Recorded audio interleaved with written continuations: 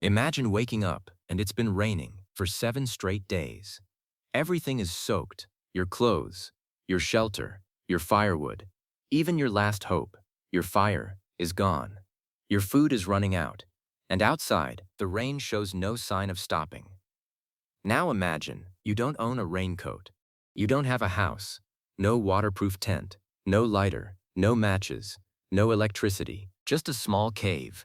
And your family, waiting for you to do something. Because if you can't bring the fire back, they may never see another sunrise. Thousands of years ago, this wasn't imagination, it was reality. Ancient humans faced storms that lasted for days, sometimes even weeks. And somehow, they survived. How? The answer is far stranger and far darker than most people realize. Because rain wasn't just water, it brought freezing cold, starvation, disease, and death. When heavy rain refused to stop, the entire world changed. Trails disappeared beneath thick mud, rivers became violent. Animals vanished into hiding. Dry wood became almost impossible to find. And the one thing keeping an entire tribe alive, their fire, could disappear in a single night. One tiny flame stood between life and extinction. If it died, there might not be another chance. That's why ancient humans didn't fight the rain. They learned how to survive inside it. And the greatest battle wasn't against the storm itself, it was against what came after. The freezing cold that slowly stole the warmth from every human body, while the rain just kept falling, waiting to decide who would live and who would disappear forever. Rain didn't scare ancient humans, but losing their fire did. Because once the flames disappeared, everything else started falling apart. Without fire, there was no warmth, no cooked food, no dry clothes, no protection from predators lurking in the darkness. And worst of all, there was no easy way to make another fire. People today can strike a lighter in less than a second. Ancient humans had no such luxury. Starting a fire meant rubbing wood together for long minutes or striking flint against stone, again and again and again. Now imagine trying to do that after an entire week of rain. Every stick was soaked. Every branch was dripping wet. Even the ground itself refused to dry. So instead of risking everything, they protected their fire before the storm ever arrived. Many tribes never allowed the last flame to die. Day and night, someone always watched it. Not because it was sacred, but because it was survival. When heavy rain began, they carried glowing embers inside thick pieces of dry bark or hollow sections of animal horn, carefully wrapped with dry moss. The fire wasn't burning, it was sleeping. Hidden, protected, waiting. Even during long journeys, someone in the tribe was responsible for carrying those precious embers, because carrying fire was far easier than creating it again. Inside caves, they built their fires deep away from the entrance, where wind and rain couldn't easily reach them.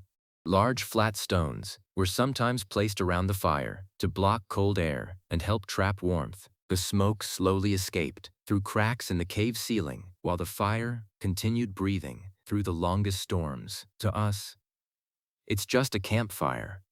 To them, it was life itself. Every glowing ember was another chance to survive the night, and every person in the tribe knew if that tiny orange glow disappeared, the rain would no longer be their greatest enemy.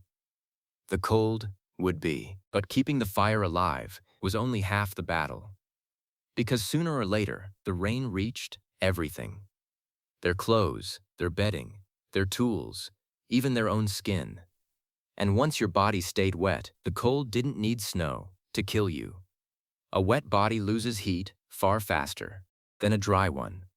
Ancient humans didn't know the science, but they knew the result. Wet people didn't survive for long. That's why, the moment the rain began, their first priority was finding shelter.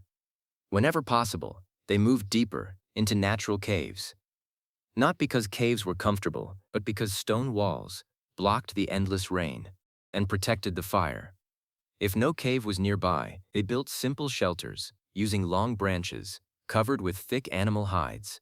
The hides weren't completely waterproof, but they slowed the rain just enough to keep the inside warmer than the outside.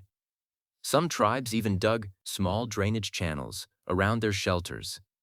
As rainwater flowed downhill, those shallow trenches carried it away, instead of letting it flood the sleeping area. It was simple, but it worked. Inside the shelter, wet clothes were never left on the body.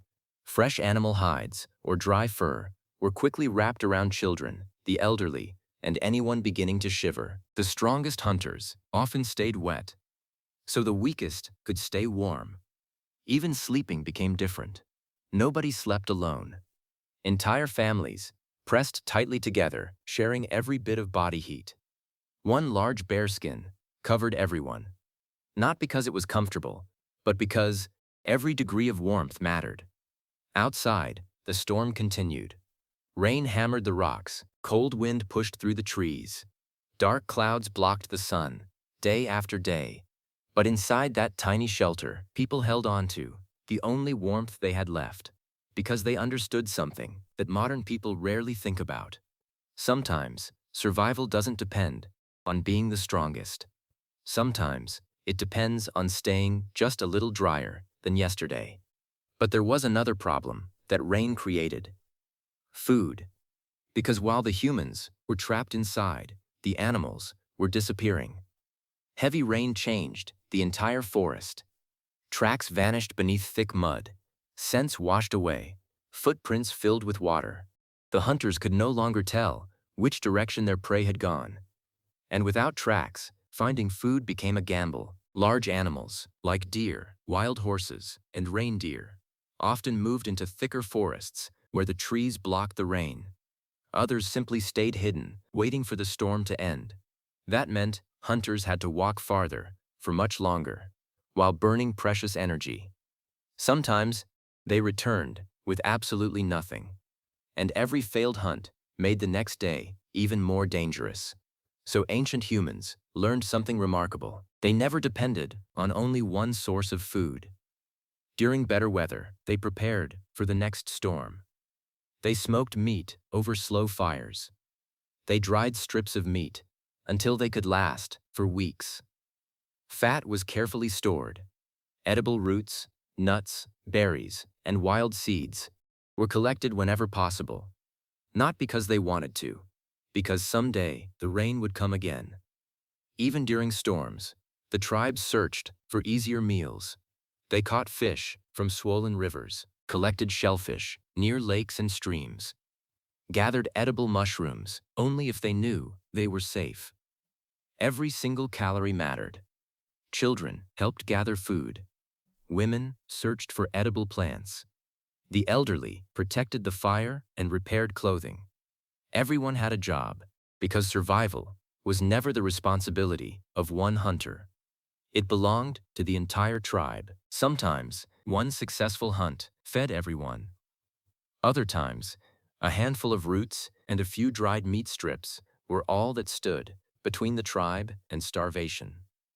When rain lasted longer than expected, they didn't wait for better weather. They adapted, because in the Ice Age, nature never promised that tomorrow would be easier. Eventually, every storm comes to an end. One morning, the rain finally stopped. For the first time in days, the clouds began to break. A single ray of sunlight touched the frozen ground. The forest was silent, but the danger wasn't over. Because now, the real work began. The tribe stepped outside, carefully. The world looked completely different. Trees had fallen. Riverbanks had collapsed. Animal trails had disappeared. Everything smelled of wet earth and cold stone. The hunters immediately searched for dry wood. Not tomorrow, not later, right now. Because they knew another storm could arrive at any moment. Women spread wet animal hides across rocks and low branches, letting the sunlight dry them. Children gathered small sticks that had remained protected under large trees or beneath fallen logs. Nothing was ignored. Nothing was wasted. The campfire was fed again. Smoke rose into the sky. Warmth slowly returned to the cave. Life began again. To us, a week of rain is usually an inconvenience. We stay inside.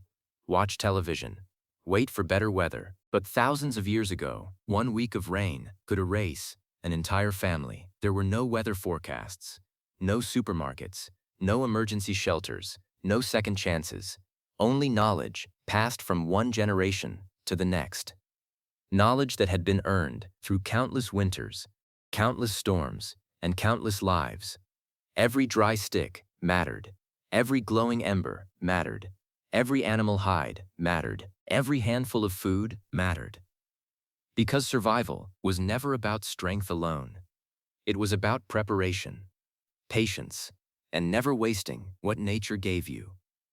Perhaps those forgotten choices are one of the reasons our species survived long enough to build cities, cross oceans, and one day tell stories about the people who refused to let the rain win. Because without them, our story might never have begun.